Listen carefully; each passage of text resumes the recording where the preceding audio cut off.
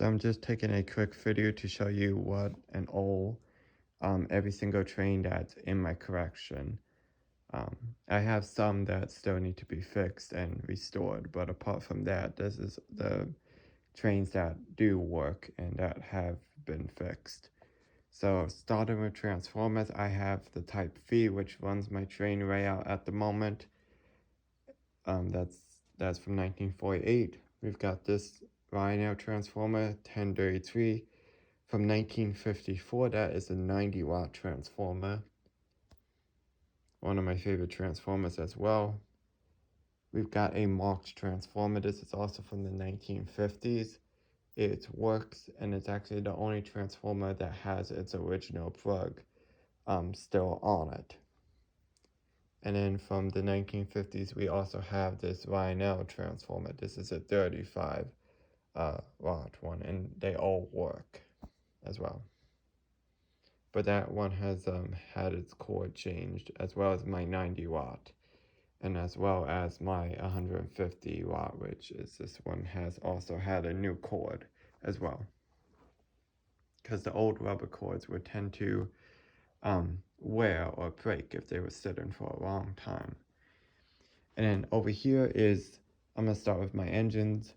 We've got the Santa Fe's. They're the oldest right now in my collection from 1948. They're also one of my favorite engines. We've got the engine and the dummy unit as well. And they're in really good condition. They run really nice. And I love the color of them. Just beautiful engines. And then over here we've got an Amtrak engine. This does have passenger cars, which I will show you in a little bit when I get to those. This train is actually from the 1970s. It was more of a cheap end set, but I actually like it. Somebody gave it to me, and I cleaned it up, and it works really well. Probably have more steam than I do diesel, but I do like diesel engines. Hopefully add some more to my collection.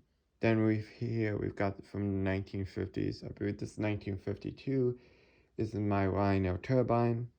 This is a beautiful engine, and it was a very big selling engine when it came out, as well as with the Santa Fe's. And then over here we've got a Marx engine. This is the Mark 666. This was from the 1950s.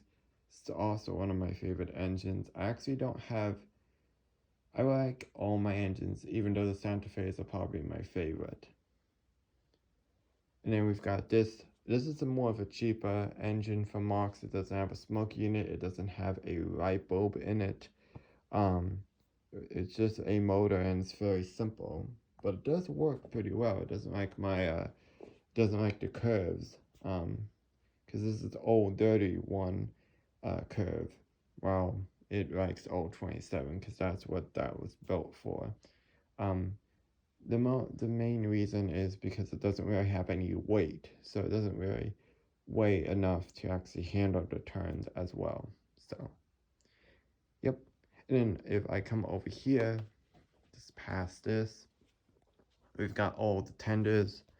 I have 6 coal tenders in my collection, which I forgot I had some money. We've got this one. This actually goes with another steam engine. This is a post-war from the 1950, that would be 1954 as well. It's from the 1950s. That's to one of my Marx engines. This is a later version of a Rhino tender. This is from the 1970s. This one actually has like a chugging noise in it. But I got from Quad Show with some other pieces, and the sound is not really working properly like it should. And over here, this is from the 2004. This is a Whistler tender. It does work, but I don't have the control that would allow me to control like the horn or whistle on an engine. Right now, I have to find something.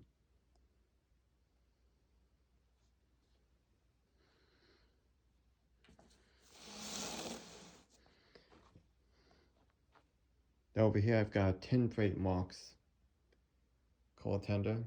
Pretty cool. I like the tin plate. It's unique, different. New York Central. Then we've got a Rhino tin plate. That's a beautiful tender. That's in very good condition.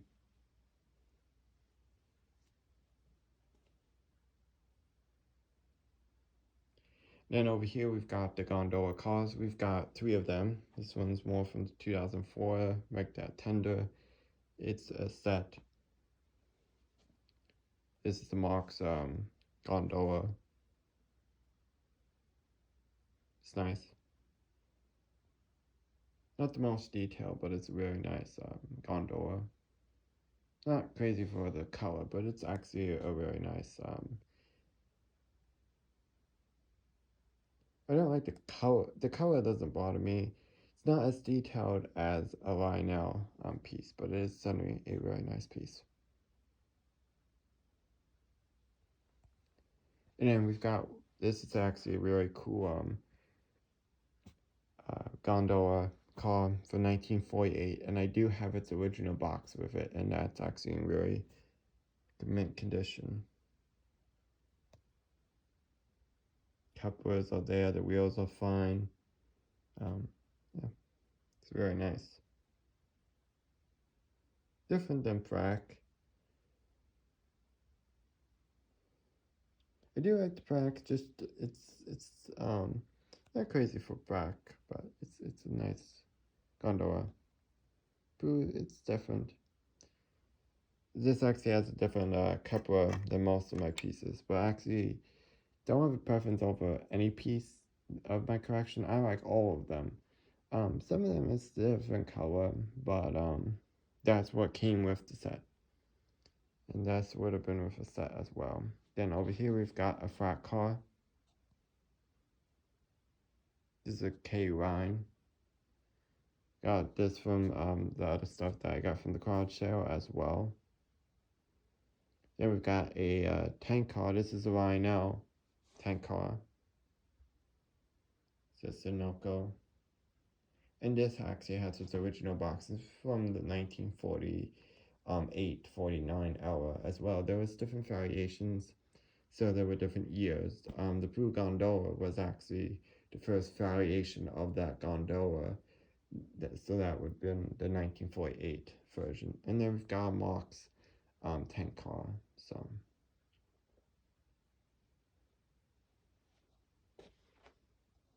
the only thing between Marx and Rhino is